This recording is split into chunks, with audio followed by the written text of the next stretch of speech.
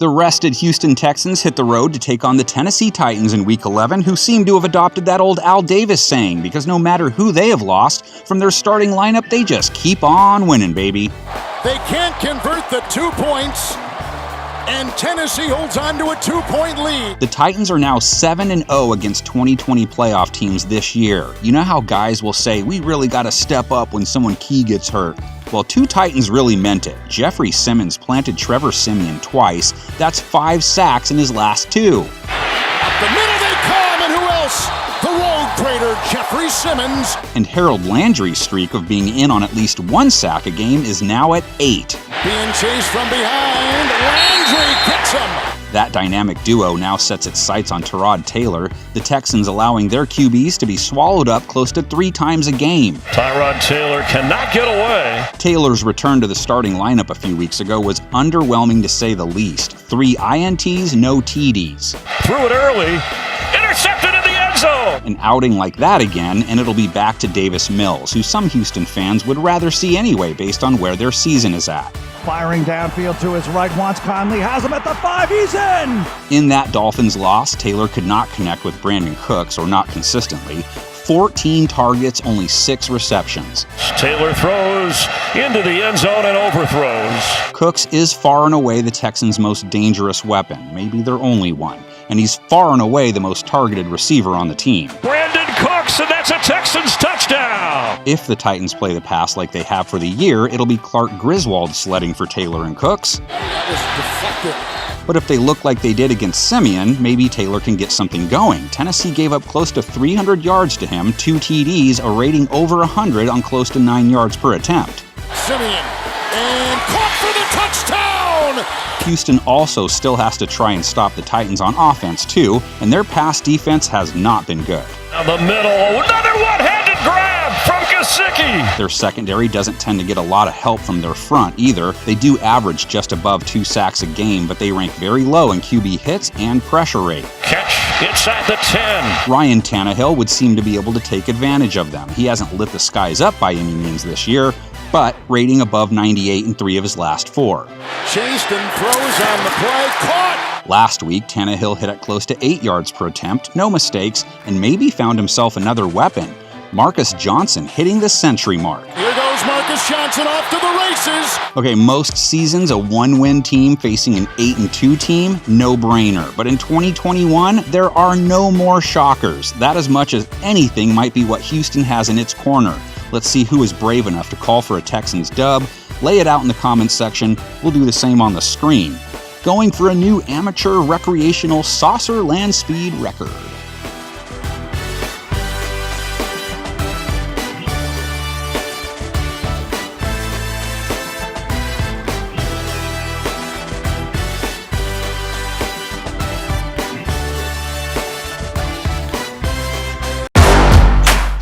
The New York Jets are at home for Week 11. How in the world is it already Week 11? Taking on the Miami Dolphins, coming in feeling a little swaggy. How's 2 wins in a row sound, especially when the second was against the Ravens and involved Tua coming in off the bench to help lead them to that dub. Been good to see him come into this game and do what he's done. It was yet another Dante situation. Tagovailoa wasn't even supposed to be there. He too was supposed to have the day off. But the finger wasn't that bad. He went 8 for 13 on over 12 yards per attempt, rating over 100, most of his work coming in the 4th quarter. Tua throws wide open. Albert Wilson. Now he takes on a Jets defense that didn't have many answers to Josh Allen last week through the air and haven't had many answers to any QB they've faced in 2021. So Tua could keep his mojo going. To the end zone, Diggs has it. Touchdown. The Jets can hope their pass rush can make an impact. Miami's O-line did give up 4 sacks to the Ravens, and for the year have allowed over 2.5 a game. Tua gets hit, balls out. Gang Green doesn't sport a great pass rush, but they can apply some pressure through the middle at times. But here they come. Allen is buried. Speaking of pass rushes, the Dolphin pass rush played a huge role in their ability to contain Lamar and has played a big role in their last 2 victories. Jackson wrapped up back at the 44. They got to Jackson 4 times and hit him 7. They have one of the higher QB hit totals of any team, and they love to blitz. Lamar Jackson almost lost the football on top of it, and a loss of 7. Typically, the guy that's hitting or hurrying those QBs, Emmanuel Ogbah. He leads them in sacks, QB hits, and hurries. Yeah, he's going to go down anyway. Ogbah again, who already has been in on a couple of sacks. That's the 1-on-1 or 1-on-2 to watch in this game, Ogbah versus the Jets tackles. New York has allowed their QB to be buried plenty this year. Body crunched underneath him. All the pressure Miami generated against Jackson made a big difference to their secondary, which hasn't played great overall, but they held Jackson to 5.5 yards per attempt, rating under 75. End zone picked off. This game is over. That's 2 in a row they've contained a passing attack to 5.5 an attempt, and they now have 4 INTs in their last 2 games. It was floating, and Javon Holland, the rookie, floated over to pick it off. The QB they're going after, Flacco on 3rd and short. This is Moore, 1st down, and he is in for the Jets touchdown. with the way the season has unfolded in the AFC, Dolphins winning 3 in a row would put them back in the playoff picture. But if we've learned anything this year, there are no guarantees no matter who you're playing. Fill up the comments section with your predictions. We'll fill the screen with ours. Bunch of savages in this town.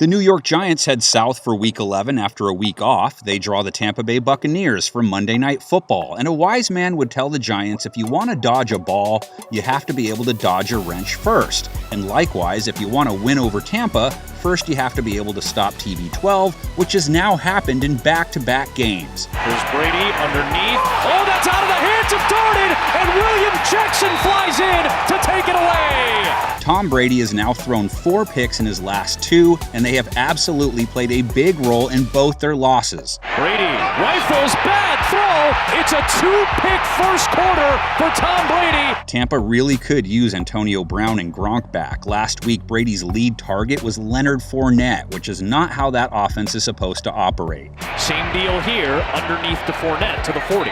Here's the thing, though, trying to get back on track against the Giants secondary isn't going to be easy. Their play against the pass hasn't been too shabby in 2021. Oh, it's picked off. He is gone. Kiss McKinney goodbye. Pick 6 for the Giants. And it's played a big role in their last 3 games, 2 of which were wins, the other a close call at least. Dominated Sam Darnold and Patrick Mahomes, which I know normally that's a big deal, but still. And they followed that showing with a nice outing against Derek Carr. Joe intercepted at the 50. It's picked off for a second time by McKinney. Danny Dimes has also been playing better over his last 3 games, 95 rating or better in each game, 4 TDs against 1 pick in that span. And down the sideline, it's caught for a touchdown.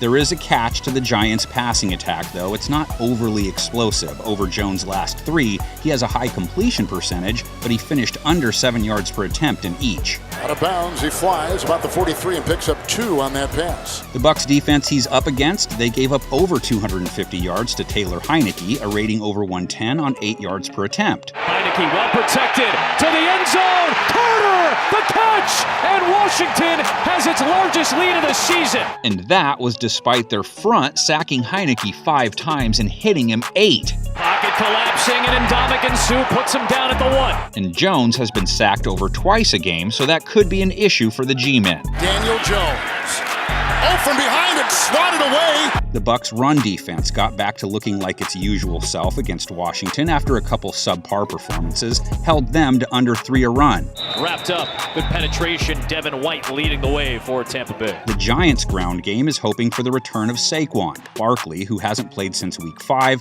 and it wasn't like he ever refound his form from his previous injury when he was on the field, barely scratching out 3 yards a run. Second down and 1 on the toss. It's Barkley, and he will not get there. Devontae Booker, at least, had his best game of the year against the Raiders. Even if Barkley is back, he'll factor in. Jones to Booker. Nice block inside, and it's a 20-yard pickup. The Buccaneers are still in first, but for the moment, they join just about every other team that thought they were a so-called contender in having to prove it after a why-the-face loss. Actually, in their case, it was a why face the loss, I guess. If the Giants can pull the win, that would be 3 of their last 4, nothing to sneeze at. Tell us who you think wins it in the comments section. We'll do the same on the screen. We are the Globo Gym Purple Cobras, and we will rock you. That movie was great.